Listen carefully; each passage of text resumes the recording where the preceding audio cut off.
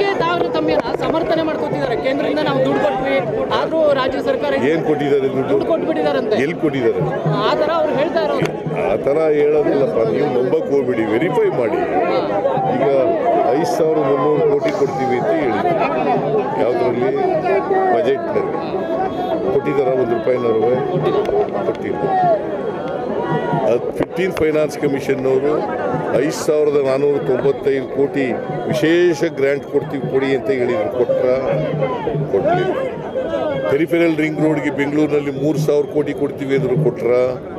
ಕೆರೆಗಳ ಅಭಿವೃದ್ಧಿಗೆ 3,000 ಕೋಟಿ ಕೊಡ್ತೀವಿ ಅಂದರು, ಕೊಟ್ರ? 15 ಲಕ್ಷ ತಂದು ಕೊಡ್ತೀವಿ ಅಂತ ಇದ್ರು, ಕೊಟ್ರ?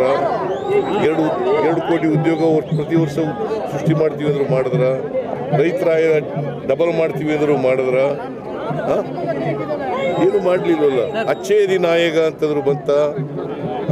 ಬೆಲೆ ಕಡಿಮೆ ಮಾಡ್ತೀವಿ, ಎಲ್ಲ ಪದಾರ್ಥಗಳು, ಆಹಾರ ಪದಾರ್ಥಗಳು ಬೆಲೆ ಕಡಿಮೆ ಮಾಡ್ತೀವಿ ಅಂದ್ರೆ ಮಾಡಿದ್ರ? ಮತ್ತೆ ಯಾತಕ್ಕೆ ಓಟ್ ಕೊಡಬೇಕು ಅವ್ರಿಗೆ ಬಿಜೆಪಿ? ಕೇಂದ್ರದ ಗ್ಯಾರಂಟಿ ಕೈ ಹಿಡಿತಾವಂತ ಸರ್, ಕೇಂದ್ರದ ಗ್ಯಾರಂಟಿಗಳು ಕೈ ಹಿಡಿತಾವ ಅಂತ ಸರ್ ನಿಮ್ಮದು ಪ್ರಣಾಳಿಕೆ ಬಿಡುಗಡೆ ಮಾಡಿದ್ರು. ಯಾಕಂತಂದ್ರೆ ನಮಗೆ ಅಸೆಂಬ್ಲಿನಲ್ಲಿ ನಮ್ಮ ಮೇಲೆ ನಂಬ್ಕೊಂಡು ವಿಶ್ವಾಸ ಇಟ್ಟು ನಮ್ಮ ಗ್ಯಾರಂಟಿಗಳನ್ನು ನಂಬ್ಕೊಂಡು ಓಟ್ ಕೊಟ್ಟಿದ್ರು. ನಾವು ಈಗ 5 ಗ್ಯಾರಂಟಿಗಳನ್ನು ಜಾರಿ ಮಾಡಿದ್ದೀವಿ. ಅದೇ ರೀತಿ ಕೇಂದ್ರ ಸರ್ಕಾರನೂ ಕೂಡ ಇವತ್ತೇನು ಗ್ಯಾರಂಟಿಗಳನ್ನು ನಿನ್ನೆ ಹೇಳಿದ್ದಾರೆ ಅವೆಲ್ಲನೂ ಜಾರಿ ಮಾಡ್ತಾರೆ. ಬಿಜೆಪಿ ಅವರು ಪ್ರಚಾರ ಮಾಡ್ತಾ ಇದ್ದಾರೆ, ಲೋಕಸಭಾ ಚುನಾವಣೆ ನಂತರದಲ್ಲಿ ಗ್ಯಾರಂಟಿ ನಿಂತೋಗುತ್ತೆ, ಸರ್ಕಾರ ಬಿತ್ತೋಗುತ್ತೆ ಅಂತ ಹೇಳಿ ಪ್ರಚಾರ ಮಾಡ್ತಾ ಇದ್ದಾರೆ. ಸರ್ಕಾರ 136 ಸ್ಥಾನಗಳನ್ನು ಗೆದ್ದಿದ್ದೀವಿ. 43% ಓಟ್ ಬಂದಿದೆ ನಮಗೆ. ಕಾಂಗ್ರೆಸ್ ಬಿಜೆಪಿಗೆ ಎಷ್ಟು ಪರ್ಸೆಂಟ್ ಬಂತು? 36%. ಅವ್ರಿಗಿಂತ 7% ಇದ್ದೀವಿ.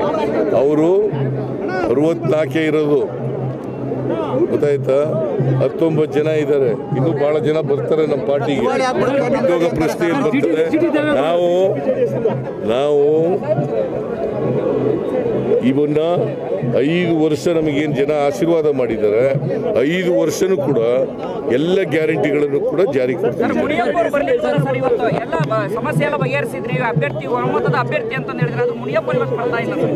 ಇಲ್ಲ, ಮುನಿಯಪ್ಪನವರು ಅಲ್ಲಿರಬೇಕು. ಅವರು ಜಿಲ್ಲೆ ಬೆಂಗಳೂರು ಗ್ರಾಮಾಂತರ ಅಲ್ಲಿರಬೇಕು ಅನ್ನೋ ಕಾಣಿಸುತ್ತೆ.